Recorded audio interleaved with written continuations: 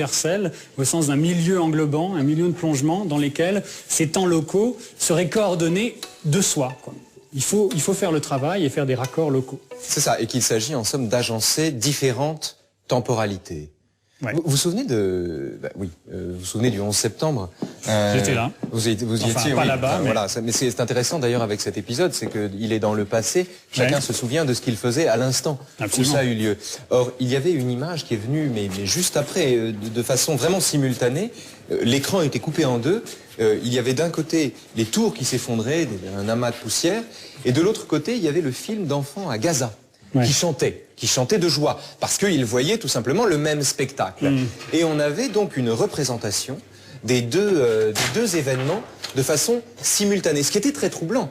On était là de nouveau dans le temps réel.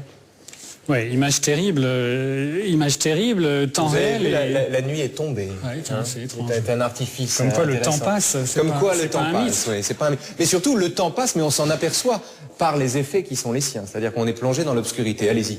Oui, donc, non, mais l'image du 11 septembre, l'espèce de coordination à la fois terrible et en même temps évidente, quoi, des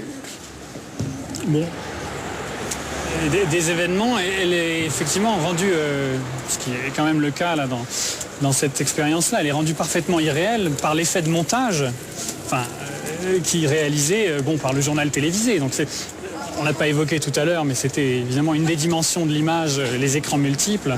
C'est la question de la manière dont on représente finalement cette coexistence des flux, cette simultanéité des processus. Alors dans le cas du 11 septembre, c'est un processus politique, une catastrophe à New York, qui a des contre-coups en temps réel à Gaza. La question, c'est comment est-ce qu'on fait le montage et qu'est-ce que ça dit de cette simultanéité, de cette coexistence des individus et des collectivités dans un monde commun. Quelle est l'image du commun qu'on peut monter à partir de ces durées locales ? Est-ce que la diffraction spatiale du temps, la représentation spatiale du temps plaide en faveur d'un monde commun, c'est-à-dire de la survivance de quelque chose quand on ne le voit pas, de tout ce qui se passe quand on n'en est pas le spectateur, et donc l'idée d'un monde commun, ou est-ce qu'au contraire, on est dans une sorte de scission du monde, de division du monde à l'infini, qui renvoie à autant d'expériences singulières ? Moi, je pense que l'enjeu, si la philosophie avait un travail à faire sur la question du temps spatialisé ou distribué, ce serait d'essayer de penser aujourd'hui les lacunes, les points aveugles, enfin les zones de déconnexion, où le raccord se fait pas, ou se fait mal, et où effectivement, qu'est-ce qui se passe en ce moment dans tel pays d'Afrique dont le monde d'aujourd'hui ne dit rien, et ne dira peut-être pas grand-chose dans l'année qui vient. Vous aimez quoi ? Voilà, c'est la question des points aveugles. Justement, si on accepte l'idée qu'il n'y a pas de temps englobant universel, qui serait comme un milieu de coexistence donné a priori, se pose la question des montages qu'on est capable d'opérer, nous, dans une société, dans un espace de diffusion de l'information, où il y a forcément des lacunes. Et est-ce que la lacune fondamentale, puisqu'on arrive quand même au terme de l'émission, mais est-ce que la lacune fondamentale ou est-ce que l'écart fondamental autour de la question du temps n'est pas celui qui distingue en somme le temps qui est le même pour vous et moi, c'est-à-dire le temps que nous mettons à faire cette émission, par exemple, et le fait qu'il passe et qu'il s'achève bientôt, et la façon dont nous la vivons, de façon intime. Est-ce qu'au fond, la véritable différence à opérer à l'intérieur du temps, elle n'est pas là, c'est-à-dire dans l'expérience que nous en faisons, et de l'autre côté, la représentation objective d'un temps avec une trotteuse qui défile à la même vitesse pour tout le monde. Oui, alors on reviendrait à la fameuse distinction entre le temps des consciences, le temps vécu, subjectif, qui flue plus ou moins lentement, plus ou moins rapidement, selon l'état psychologique dans lequel on se trouve, et puis ce temps des horloges, comme on a dit souvent.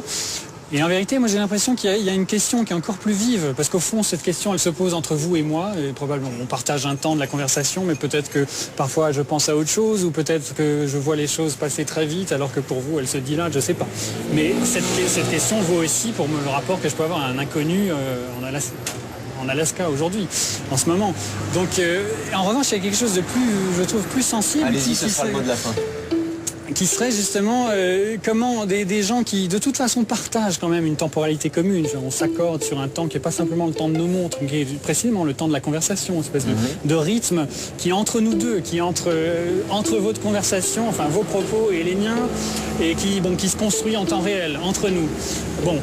Donc on peut toujours s'arranger, trouver un terrain commun. Mais en revanche, la question qui reste vive, c'est comment est-ce que je m'accorde indirectement, malgré tout, avec des gens qui en ce moment sont en train de parler tout à fait autre chose, peut-être dans ce café, que peut-être je vais retrouver dans 5 minutes. Bon, qu'est-ce que ça veut dire de coexister quand on n'est pas en train de construire activement un temps commun? Un temps commun. On va se poser cette question justement. On va rentrer voir les gens qui vous attendent peut-être. Venez.